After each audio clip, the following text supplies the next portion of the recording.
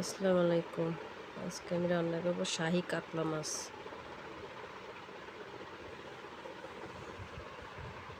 আমি চুলাইতে একটা কড়াই দিয়ে দিব, তার ভিতরে মাছ ভাজা যে তেলটা আছে সেটা দিয়ে দিব। সেখান দিয়ে আমি কিছু ব্লেন্ড করা মশলা দিয়ে দিব। 2টা মিডিয়াম সাইজের পেঁয়াজ, 3 কোয়া রসুন, 3টা কাঁচামরিচ, 1 টুকরা আদা, কাজু বাদাম পেস্তা বাদাম মিক্স করে একসাথে দিয়ে ব্লেন্ড করে নিয়েছি। 2 টেবিল চামচ টক দই দিছি, 1টা তেজপাতা, 2 দারচিনি, 3টে এলাচ, শাহী মশলা, একটু জয়ত্রী দিয়ে ভালো করে এটাকে কষাবো। মশলাটা আপনি যত ভালো করে কষাবেন খাবারের টেস্টটা তত বেড়ে যাবে।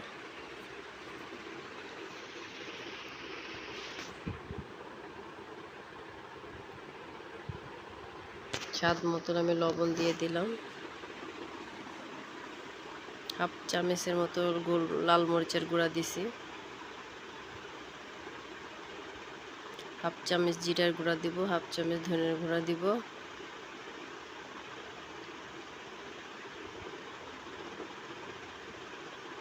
জিরা আমি হাফ চামচের একটু কম দিছি। লাতা দামা করে তেল ভেজে এখন আমি গরম মশলা দিলাম হাফ চামচ। এগুলো ভালো করে আমি কষাবো, তেল ছাড়াবো। তেল অলরেডি ছেড়ে দিছে, দেখেন আমি আরও কষাবো।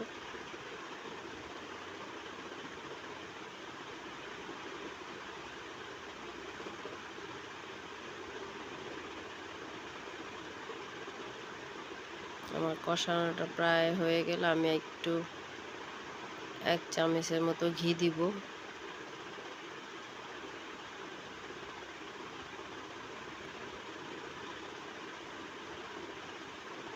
যত কষাবেন তত মজা। আমি এখন ঘিটা দিয়ে দিব। ঘিটা একটু ফ্রিজে ছিল, এই জন্য শক্ত ছিল, আমি 1 চামচের মতো দিলাম। আপনি দিলেও পারেন, না দিলেও পারেন, সমস্যা নাই। অবশ্যই ঘিটা দিলে ঘিটের সুন্দর স্মেল, ঘ্রাণটা আসে সুন্দর, ভাল লাগে।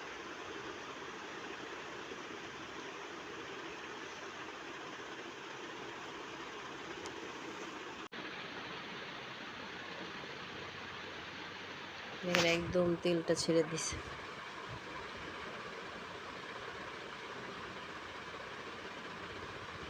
আমি এখন মাছটা ঢেলে দেব। আমি মাছটা যে ভিজিয়ে রাখছিলাম সেই মাছটা দিয়ে দেব।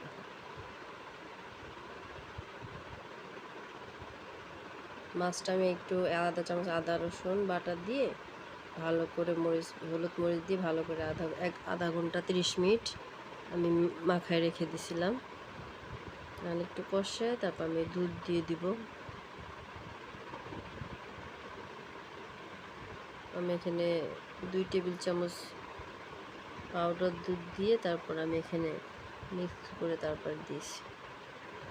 আপনার লিকুইড দুটো দিতে পারেন। আমি লিকুইডটা ছিল না, এই জন্য আমি পাউডারটা ইউজ করছি।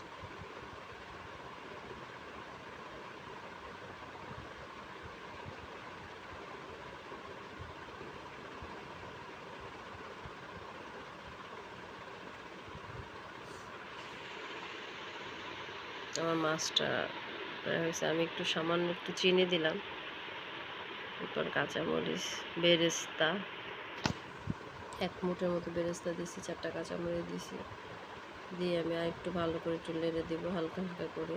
মাছ আসলে অনেক নরম হয়ে যায়। আমার হয়ে গেছে, আমার পরিবেশন করছে। আমি একটু বেরেস্তা দিয়ে দিলাম। আমি হয়তো বাটিতে করছি, আপনাদের মতো সুন্দর করে ডেকোরেশন করে নিতে পারেন। ভালো লাগলে আমার চ্যানেলটা লাইক করবেন, শেয়ার করবেন, কমেন্ট করবেন, আমার পাশে থাকবেন। আল্লাহ হাফেজ।